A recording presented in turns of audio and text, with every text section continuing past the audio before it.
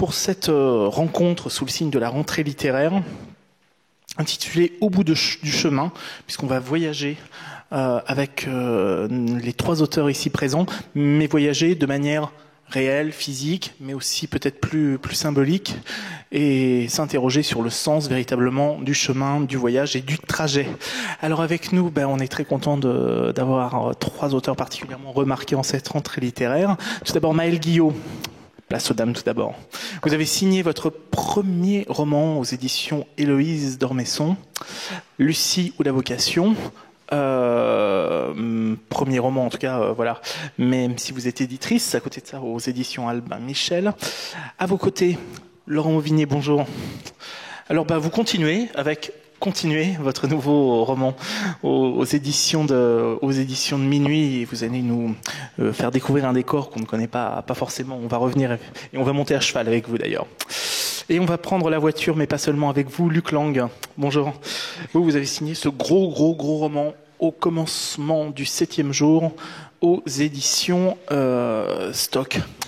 Alors, avant de revenir évidemment sur chacun de vos ouvrages et évoquer encore une fois les contrées intimes ou physiques et géographiques dans lesquelles vous allez nous emmener, j'aimerais savoir, je posais une question volontairement très naïve, si fondamentalement le voyage est fondamentalement, je dirais, aussi une initiation. Est-ce que tout voyage n'est pas forcément initiatique? Tout d'abord avec vous, Luc Lang. Oui, bonjour, merci. Oui, mais c'est surtout parce que, il y a le choix de prendre la géographie comme une manière de faire avancer le sens. Et traverser des paysages, c'est faire avancer le sens, en ce sens que la pensée se déplie ou se déploie à travers la traversée de pays, de cultures et de personnages qui les habitent. Puisque pour moi, au départ, il n'y a qu'une géographie vide. Il y a une géographie qui s'impose à moi, c'est la vallée de la Seine, les Pyrénées et l'Afrique noire. Et à partir d'une géographie déserte, j'essaye de l'habiter avec des personnages qui sont à la fois à la résonance de ces paysages et qui sont en même temps les acteurs de ces paysages. Laurent ? Moi, ce que je dirais que vous savez, quand on est enfant, on s'étonne un peu de tout. Tout est un paysage énigmatique et merveilleux. Puis ça, c'est quelque chose qu'on perd un peu en devenant adulte, qu'on perd même parfois beaucoup. Et pour moi, l'idée du voyage, en tout cas comme paysage littéraire, ça permet presque de réactiver cet étonnement ou cette façon où d'un seul coup plus rien n'est évident, où on retrouve de l'émerveillement, mais aussi de la peur, c'est pas forcément positif, en tout cas une sorte du retour à l'inconnu qu'on peut avoir dans l'état d'enfance en fait. Ça pour moi c'est une question importante dans la question du paysage et du voyage. Maëlle ? Pour moi, le voyage, en tout cas dans mon livre, est beaucoup plus symbolique puisque c'est une jeune fille qui va décider d'entrer au couvent. Ce serait plus peut-être une traversée de l'intime, un voyage vraiment au cœur de soi-même puisque c'est un endroit où on ne peut pas parler et pas échanger avec autrui. Donc oui, ce serait une traversée. Oui, c'est ça, une traversée en soi-même. Alors la traversée, on va la faire à cheval avec vous, Laurent Auvigné, dans continuer votre dernier roman. Justement, il y a presque un côté western dans votre livre, mais qui sont les protagonistes, d'une certaine manière, de ce western, ou plutôt cet eastern, en quelque sorte. Oui, c'est un eastern, exactement. Ouais. Alors en fait, il s'agit d'une femme et de son fils adolescent qui partent faire une randonnée de 3 mois dans les montagnes kirghizes, donc effectivement c'est plutôt de l'autre côté des États-Unis, avec cette idée de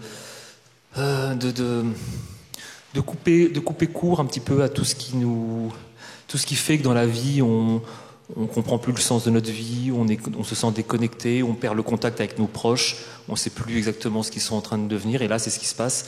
Sibylle a un enfant adolescent qu'elle perd complètement, qu'elle voit couler comme ça, et sa solution c'est de partir au Kirghizistan. C'est une histoire que j'ai lue dans le journal, que j'ai lue dans dans le monde, tiré d'une histoire de quelqu'un qui a fait ça, d'un monsieur qui a fait ça.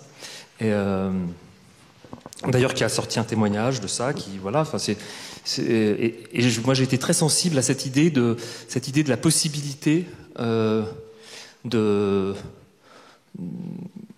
se dire qu'on peut intervenir sur sa vie en fait. Et donc l'idée du voyage, l'idée du cheval et l'idée de cette mère comme ça, de cette femme qui a autour de 50 ans, qui se dit bon voilà, moi j'ai l'impression d'être passé à côté de ma vie, d'avoir raté beaucoup de choses, et elle voit son fils, elle se dit bon, moi, je veux pas que lui rate ça, donc il faut savoir couper quelque chose pour se retrouver soi, retrouver l'autre, ou essayer de le trouver, peut-être même pas forcément de le retrouver, peut-être parfois de le trouver, et c'est l'occasion comme ça de déconnecter, je dis bien déconnecter d'ailleurs au sens même de ce qu'on peut avoir avec nos tablettes, téléphones et tout le reste, mais aussi dans notre rapport au temps, dans notre rapport à la rapidité qu'on a ou à l'actualité, etc. Il y a aussi un voyage, je pense que là pour le coup on est plusieurs à avoir ce souci-là, qui est effectivement la question du sens et la question de retrouver un rythme qui soit plus intime, de retrouver quelque chose qui nous permette d'aller vers nous-mêmes en fait, en allant vers l'autre. Mais pourquoi Sybille a-t-elle l'impression d'avoir un peu raté sa vie, en tout cas d'avoir raté des rendez-vous avec la vie ? Vous savez, c'est toujours pareil. Pourquoi on peut avoir plein de projets, on peut avoir plein d'idées à 20 ans, et puis il se trouve que parfois les choses ne se passent pas comme on veut. Et alors, il y a ce livre, au moment où je l'ai écrit, je l'ai écrit, c'était vraiment pendant la période des attentats, vraiment...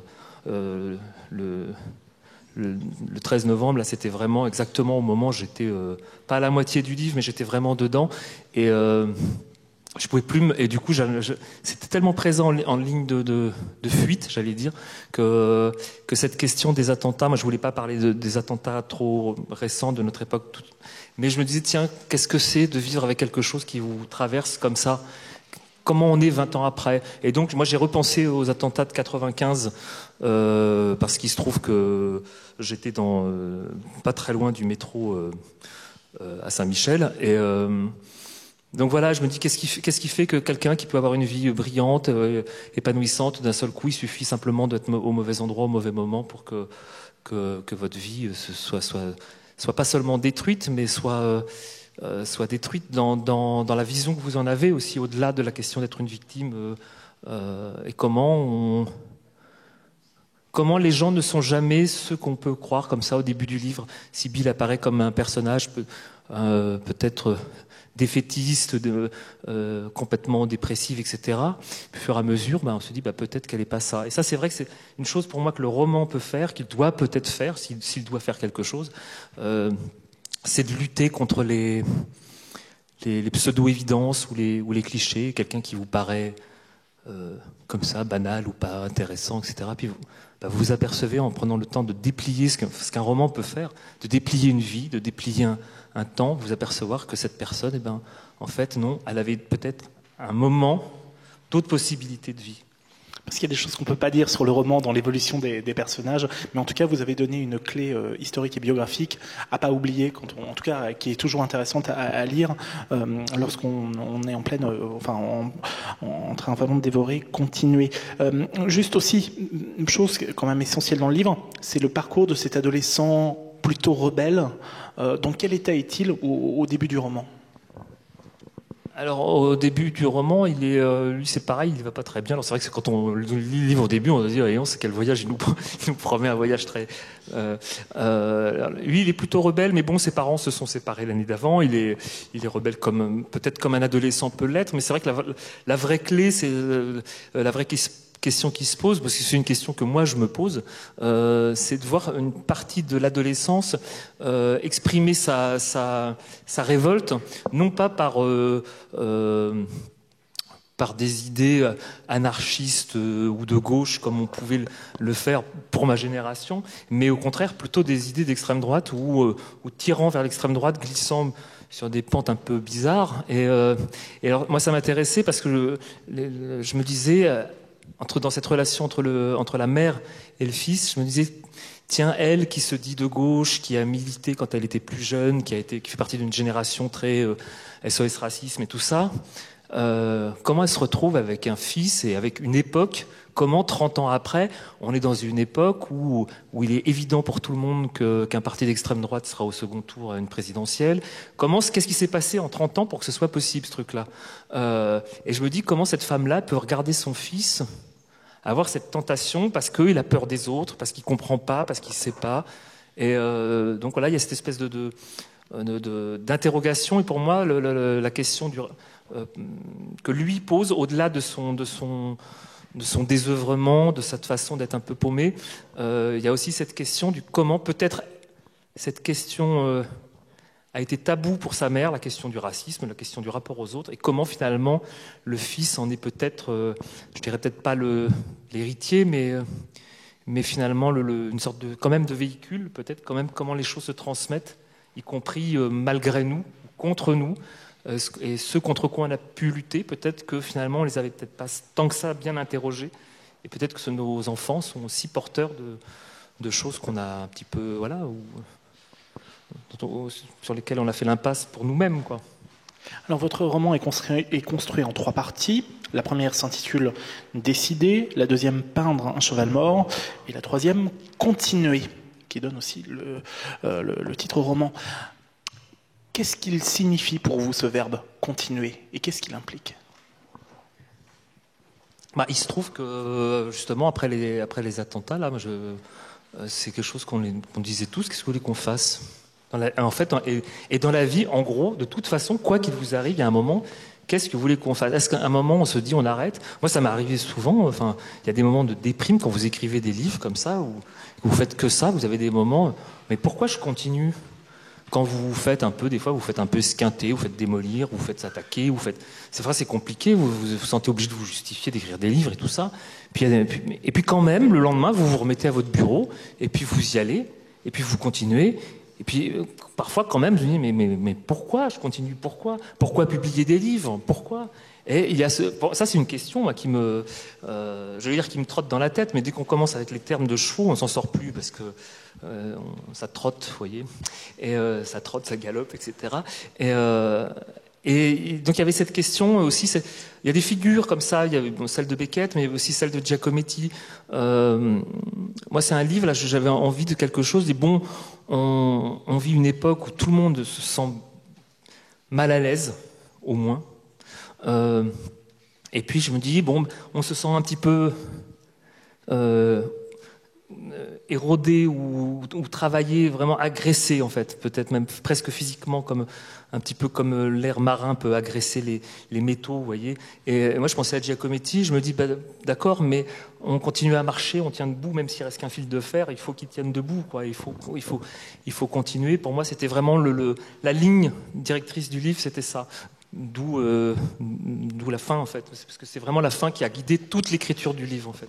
C'est frustrant d'ailleurs de devoir présenter votre livre justement en ayant cet indice. Bref, parlons un petit peu, comme on dit, de quincaillerie littéraire, puisque c'est aussi ce qui fait la réussite d'un roman. On a très souvent, encore une fois, loué vos qualités de styliste. C'est quelque chose qui revient très souvent dans les compliments concernant votre travail. Laurent Mauvigné, j'aimerais vous demander, quand savez-vous que vous avez la phrase juste? À quel moment vous dites c'est le bon rythme, il y a des bonnes sonorités ou pas? Et comment travaillez-vous justement cette phrase très particulière, très belle? En fait, je me dis jamais qu'une phrase est juste. Par contre, quand elle est mauvaise, ça je l'entends, quoi. Enfin, c'est-à-dire pour moi, une phrase, elle est jamais bien. Il y a juste des moments. Vous savez, vous avez moi, j'écris avec des boules qui je suis très comme ça. Je suis très sur le rythme d'abord. Et simplement, par exemple, quand je vais utiliser ou un adjectif ou un mot dont je sens qu'il est faux ou qu'il est à côté, quoi.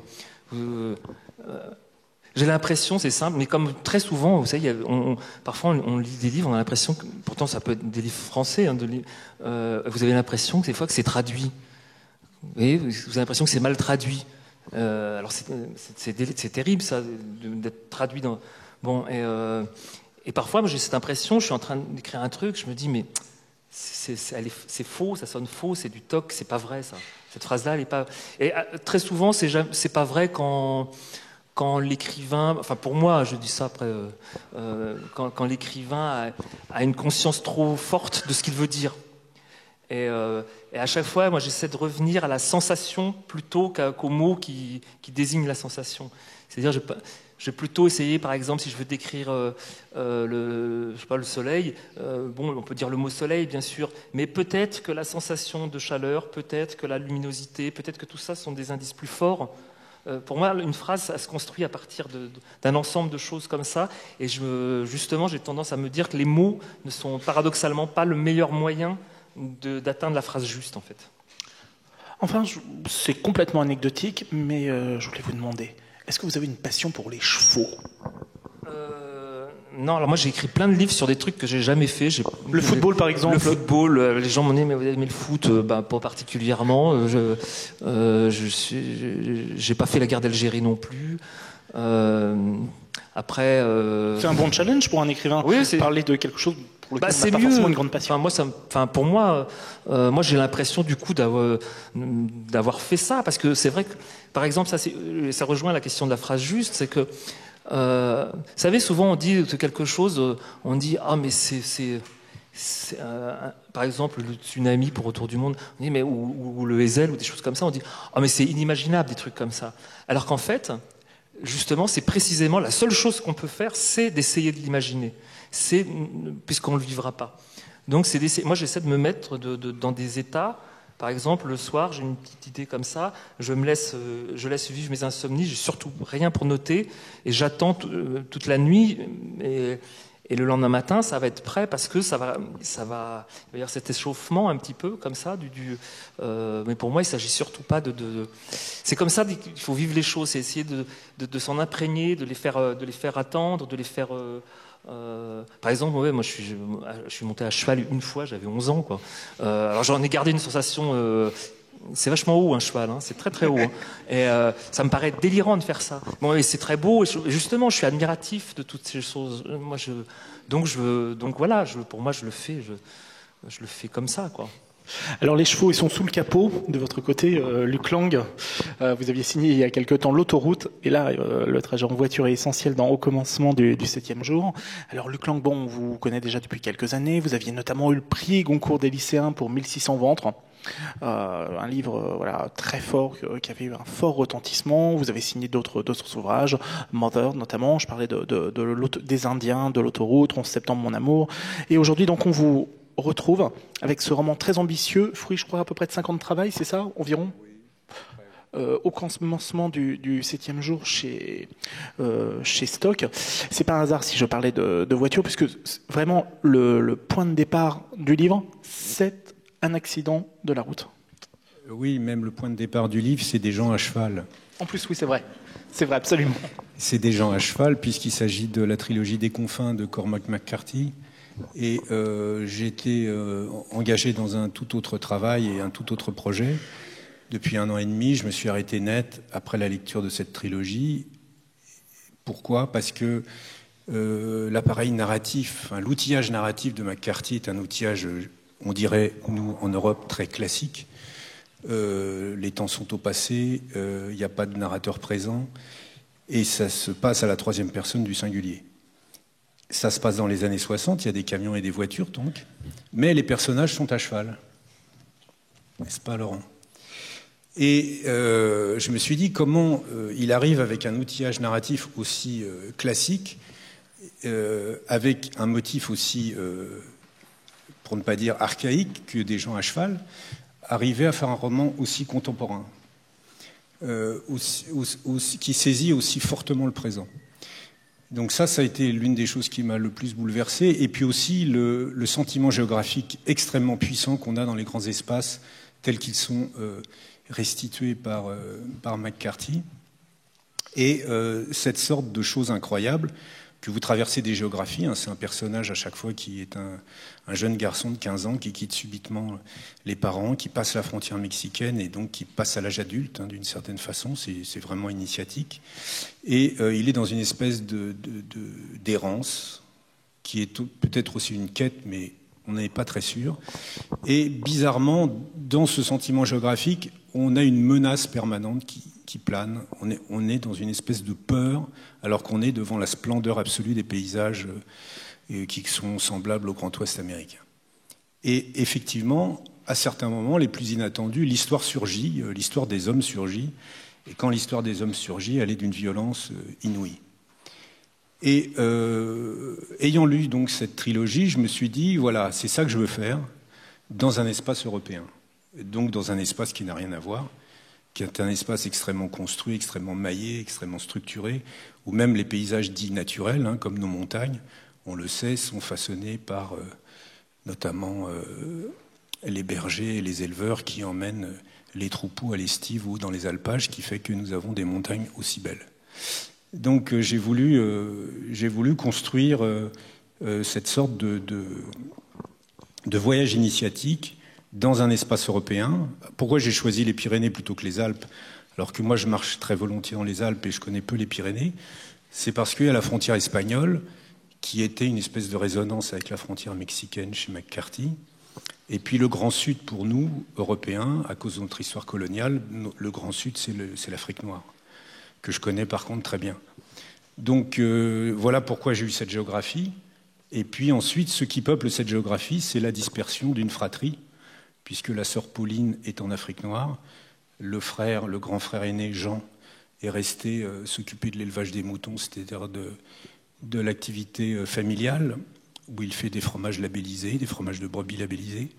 Et le jeune frère, Thomas, lui, est un urbain, est un homme contemporain, donc il travaille dans les nouvelles technologies, il fabrique des logiciels de contrôle-temps pour les personnels qui travaillent en extérieur. Sa femme travaille également, elle dirige une agence de télécommunications importante dans la région du Havre. Donc c'est vraiment un couple contemporain, au sens où ils appartiennent aux nouveaux pouvoirs techniques, qui sont des pouvoirs planétaires, qui sont ceux du numérique, ceux de l'informatique. Donc là, on a évidemment, à travers la diaspora de la fratrie, on a des univers extrêmement, extrêmement différents. Et donc, c'est là aussi une espèce de surgissement de l'accident, avec la femme de Thomas qui a un accident de voiture. Donc, hein, c'est ce que disait Laurent tout à l'heure, d'un seul coup, il y a quelque chose qui surgit dans la vie, qui est un accident. Et un accident, comme chacun sait, c'est une surprise mauvaise, dans la plupart des cas. Et là, évidemment, pour ce jeune couple qui réussit de manière irrésistible, hein, qui ont l'impression d'appartenir à une nouvelle génération qui rend obsolète toutes les générations qui ont précédé, puisqu'ils sont nés dans l'informatique, ils ont les outils du pouvoir, ils ont l'impression qu'ils sont dans une ascension géométrique où tout est permis et tout est possible et tout est envisageable. D'un seul coup, il y a cet accident de voiture qui va produire cette sorte de déséquilibre complet de Thomas, évidemment, qui, comme on sait, croit que ce qu'il voit, et comme il fabrique des logiciels de contrôle, il pense qu'il voit tout. Et en fait, il va se rendre compte progressivement que ce qui fait le sens des relations entre les êtres, de quelle façon le sens circule entre les êtres, de quelle façon les liens se nouent entre les êtres, ça ne relève pas forcément du visible. Et il va s'appuyer sur sa famille pour faire face à ce traumatisme de l'accident de Camille, mais en s'appuyant sur sa famille, dont son frère aîné, il va s'apercevoir très vite qu'il marche sur des abîmes, puisque le socle familial est rempli de secrets épouvantables, dont l'eau protégée, justement, sa sœur et son frère. Mais c'est justement quelqu'un qui est toujours dans le contrôle, qui cherche à toujours tout savoir, et là il se retrouve face à quelque chose de mystérieux sur lequel il n'a quasiment que des indices et aucune certitude, et ça remet en cause bien des choses en lui. Oui, en fait, quand il se rend sur les lieux de l'accident où la voiture a déjà été enlevée, il se rend ensuite à la casse. La voiture est totalement une sorte de bouillie de ferraille et de métaux divers. Et là, donc, la première chose qu'il fait, c'est de récupérer le boîtier électronique de la voiture. Parce que, évidemment, il est dans le questionnement, comme nous tous, à chaque fois que, si j'ose dire, à chaque fois, si ça peut nous arriver d'avoir malheureusement quelqu'un, un proche, qui a un accident de voiture ou d'un autre transport d'ailleurs, la soudaineté de l'accident relève d'une abstraction qui est celle de l'annonce de l'accident. Et évidemment, ce qui nous ronge progressivement et ce qui nous envahit, c'est le questionnement sur comment ça s'est passé, puisqu'on n'est jamais contemporain de l'accident d'un proche. Jamais. Donc on est dans une espèce d'obsession du questionnement, comment ça s'est passé, où ça s'est passé, pourquoi ça s'est passé. Enfin, on devient d'ailleurs assez vite superstitieux dans ces moments-là. Et donc Thomas, il est dans cette sorte d'obsession du questionnement. En plus, elle est sur une route où elle n'aurait pas dû être. Il était 4 heures du matin, donc il comprend absolument rien. Et la première chose qu'il fait, comme un bon informaticien, il enlève le boîtier électronique de la voiture, il essaye de repérer les trajectoires, les accélérations, les pertes de contrôle, etc., pour comprendre comment cet accident s'est passé. Et il va donc s'enfoncer dans une espèce de quête d'une visibilité qui, précisément, ne le mène pas à la résolution du sens. Le sens est ailleurs et il va passer son temps à errer entre son frère dans les Pyrénées, puis sa sœur en Afrique noire, pour essayer de reconstituer un puzzle qui va peut-être lui permettre d'envisager la vie d'une manière, comment dire, plus lucide peut-être, plus intuitive en tout cas. Pour vous, est-ce que le GPS a changé des choses dans notre quotidien et dans notre rapport? Et c'est par hasard si évidemment je vous pose la question. On le retrouve aussi dans le roman de Jonathan Coe, La vie très privée de Monsieur Sim. Pour vous, fondamentalement, qu'est-ce que philosophiquement, un objet tel que celui-ci, qui pourrait être complètement anodin, on se dit quel intérêt a-t-il, qu'est-ce qu'il a changé pour nous? Moi, je suis motard et je n'utilise pas de GPS. Donc, je ne suis pas du tout un usager du GPS. C'est un peu comme Laurent avec le cheval, quoi. C'est-à-dire, il y a beaucoup de GPS. J'imagine un GPS sur un cheval. Il y a beaucoup d'informatique, mais moi, je suis peu usager. Enfin, en tout cas, du GPS, jamais, parce que à moto, chaque seconde est décisive d'une certaine façon quand on conduit une moto. Et ce que le GPS change, mais il n'y a pas que le GPS, hein, c'est quand les gens regardent un tableau dans un musée. En fait, ils écoutent le tableau la plupart du temps, en ce sens qu'ils ont des écouteurs qui leur expliquent ce qu'il y a dans le tableau. Et donc, on passe tout le temps par des médiations. Et c'est des médiations qui nous absentent de là où nous sommes. Et effectivement, je vois bien sur les trottoirs de plus en plus de gens qui se servent de leur boussole, qui est le GPS, pour circuler dans la ville et qui, évidemment, ne voient plus les murs, les sols, les boutiques, les architectures, le ciel, même la lumière, puisqu'on se dirige par une médiation, qui est une médiation technique, qui évidemment bouleverse notre rapport au monde. Et ce qui va irriter grandement, évidemment, Thomas, c'est que quand il va se retrouver en Afrique noire, le GPS ne fonctionne pas. Et donc il va se retrouver à, d'un seul coup, se mettre à regarder les paysages. Et à se mettre à être dans un rapport étonné, contemplatif, surpris, déconcerté, ravi au paysage.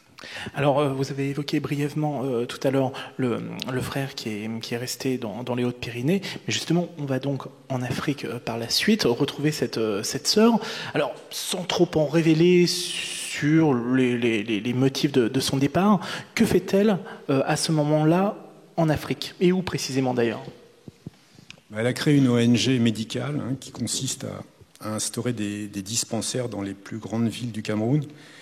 Donc à Douala, Yaoundé, c'était en projet, et puis à Mokolo, qui est à l'extrême nord du Cameroun, qui est une enclave au nord du Cameroun, qui est frontalière du Tchad d'un côté et du Nigeria de l'autre. Et c'est actuellement une enclave qui est extrêmement menacée par Boko Haram, qui est un groupe islamiste djihadiste très très puissant, qui déséquilibre en ce moment et qui menace le gouvernement nigérien, et qui est tenté d'annexer cette enclave de l'extrême nord du Cameroun, et qui fait d'ailleurs des incursions extrêmement violentes. Il massacre des milliers de villageois, il rapte des jeunes femmes, des très jeunes femmes, dont ils font des guerrières dans la jungle pas loin, ou alors qu'ils vendent dans les réseaux de prostitution internationale. Et ils ont, il n'y a pas très longtemps encore, envoyé une fillette de 10 ans avec une ceinture d'explosifs qui a donc explosé dans le marché de Mokolo, faisant des dizaines et des dizaines de morts. Donc cette enclave de l'extrême nord du Cameroun est un endroit très, très, très menacé. Et donc c'est là aussi que Pauline a mis un dispensaire en place, médical, pour assister médicalement les villageois de la région. D'ailleurs, votre héros va avoir quelques petits ennuis en Afrique, d'ailleurs. Il va avoir quelques petits ennuis en Afrique.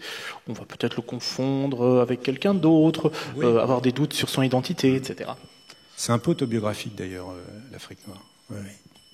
Voilà, enfin, là, sans trop en dire, parce qu'encore une fois, j'aime bien aussi présenter le livre, et c'est pour ça que j'évoquais, sans trop en dire, certains éléments de cet ouvrage.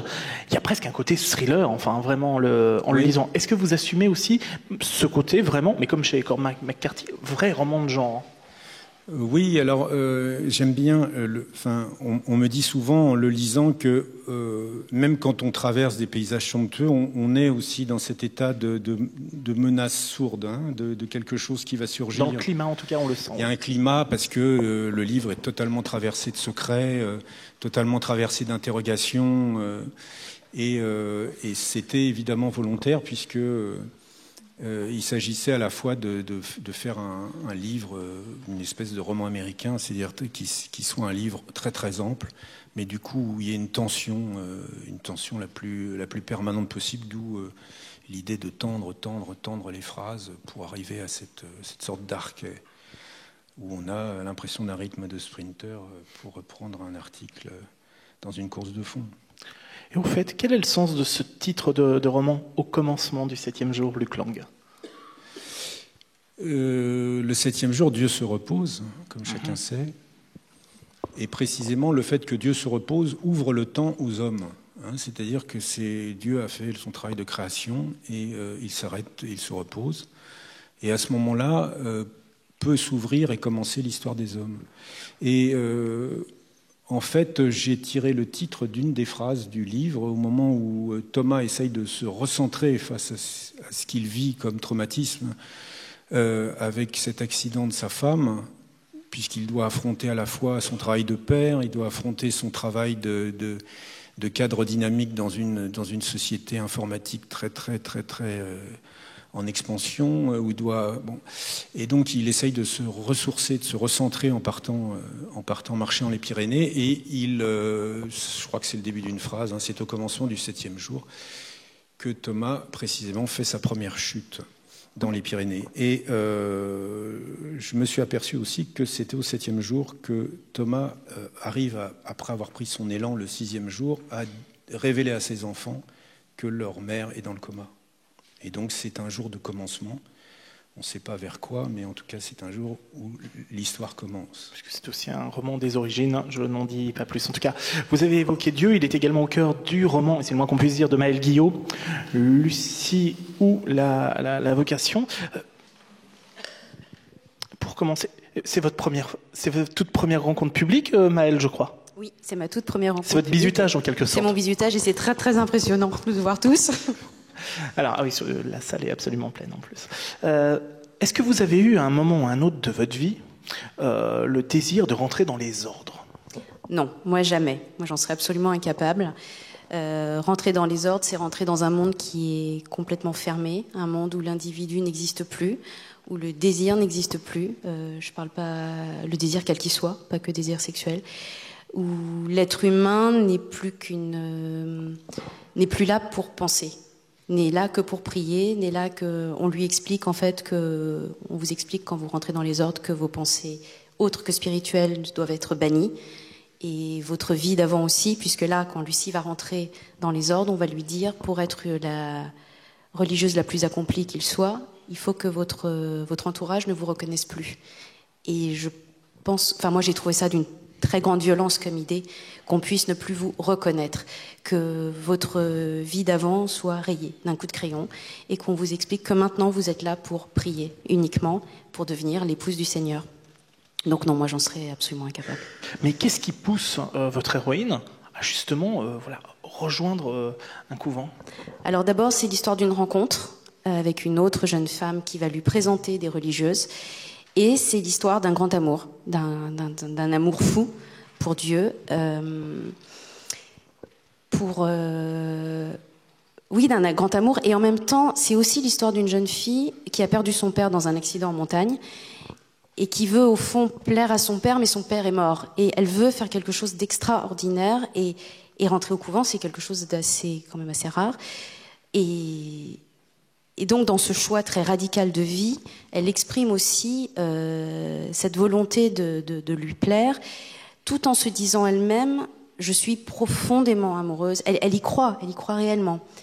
Elle y croit, et c'est ce que son entourage va avoir beaucoup de mal à saisir, c'est qu'on puisse aimer à ce point, au point de vouer sa vie, de s'enfermer soi-même, d'aimer une force désincarnée, d'avoir un amant qu'on ne verra jamais, qu'on ne touchera jamais. Et c'est ce qui va d'ailleurs, ce que sa meilleure amie Juliette va trouver insupportable, et va essayer de comprendre. Comment on peut comprendre cette volonté d'enfermement? Et justement, est-ce que vous avez évoqué cette amie, est-ce qu'autour de Lucie, on va essayer de lui dire, mais ne fais pas cette bêtise, entre guillemets, de rentrer dans les ordres, mais pourquoi fais-tu ça? Non, ne fais pas ça. Est-ce que... Voilà. Oui, et est-ce qu'elle entend un discours tel que celui-ci? On va essayer de lui dire, mais c'est totalement irrationnel pour elle. C'est comme si on vous disait, la femme ou l'homme que vous avez choisi, non, choisis pas celui-là, prends quelqu'un d'autre. Bon, pourquoi pas? Mais vous êtes amoureux, vous, non, c'est pas du tout un discours rationnel.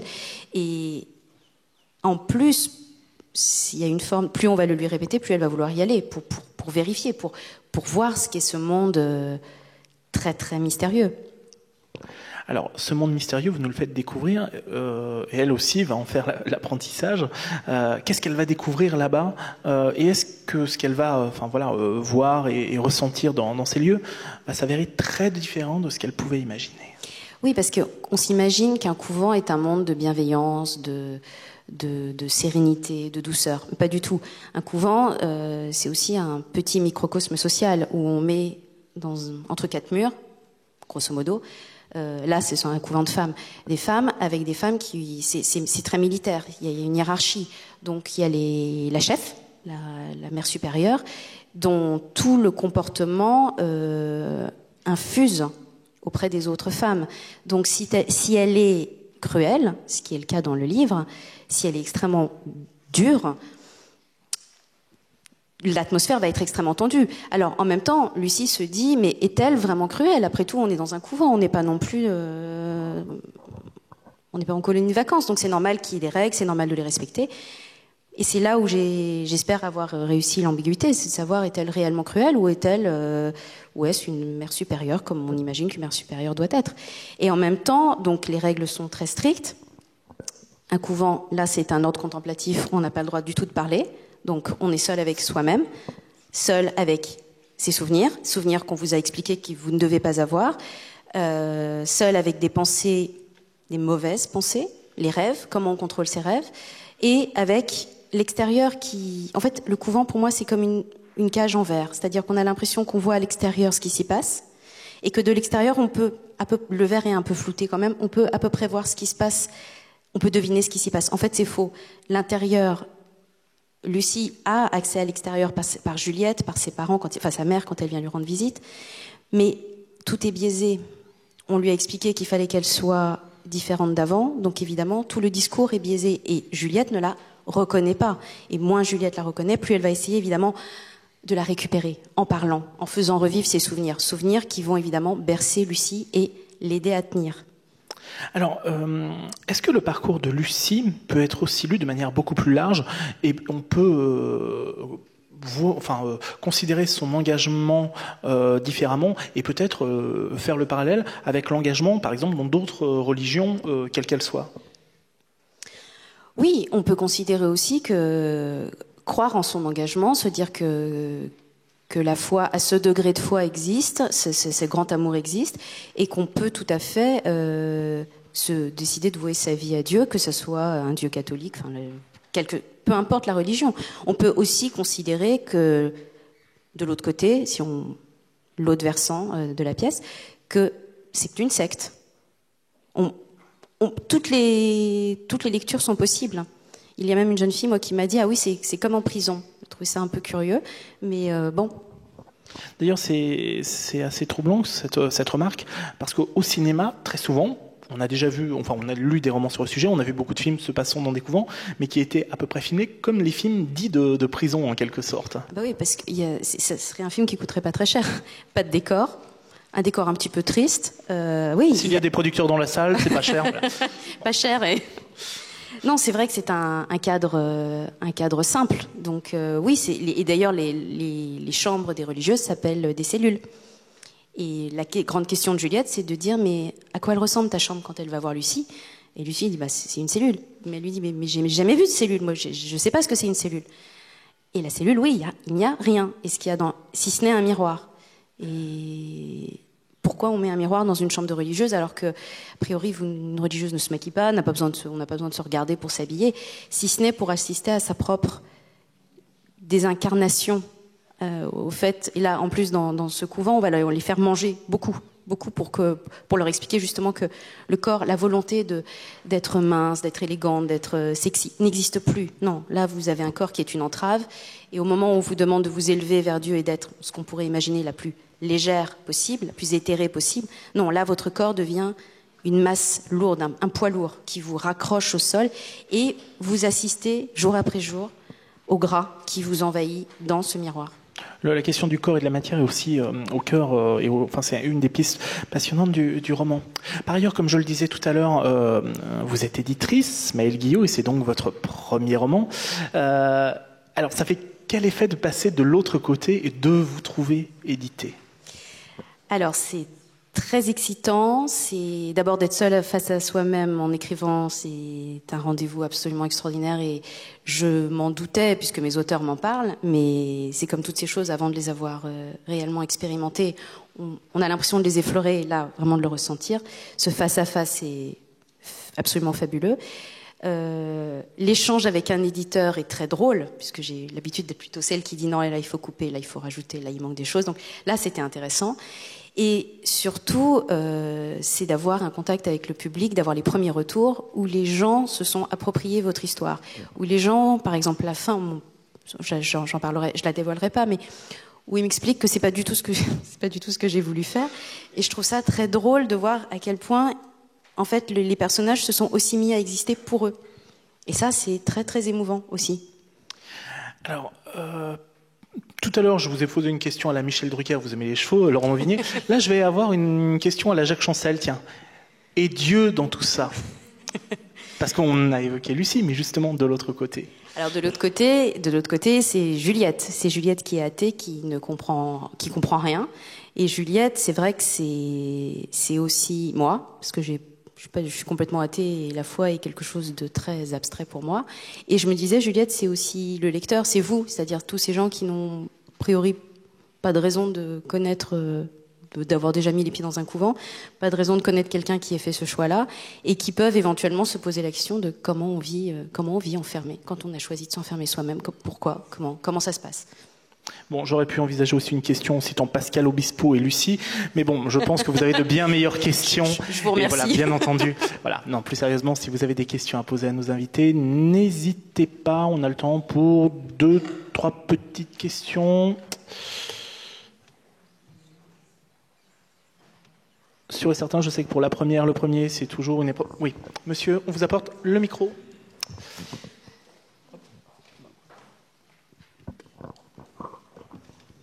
Merci à vous trois. Je voudrais rebondir sur ce que vous venez de dire. Comment avez-vous procédé pour écrire votre roman? Avez-vous rencontré des religieuses? Êtes-vous allé dans des couvents?